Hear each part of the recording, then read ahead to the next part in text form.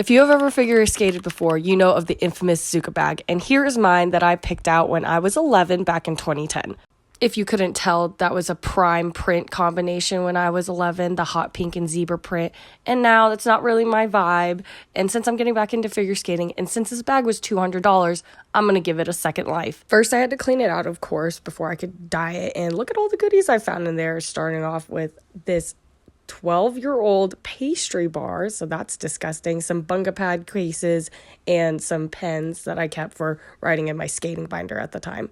The dye I ended up using was just a polyester dye because most of the casing of that Zuka bag was polyester, and I wanted to get it as black as possible.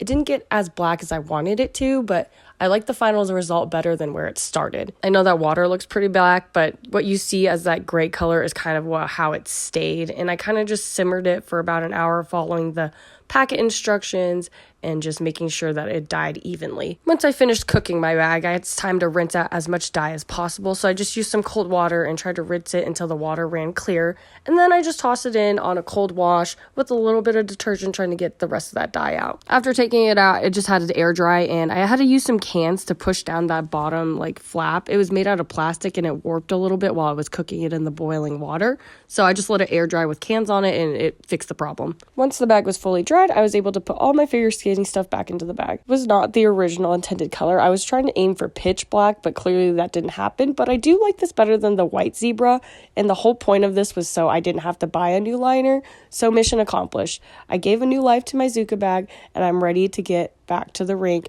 and improve my skills. I know I just showed you most of it, but let me know if you want a what's in my skating bag video. I feel like that could be fun.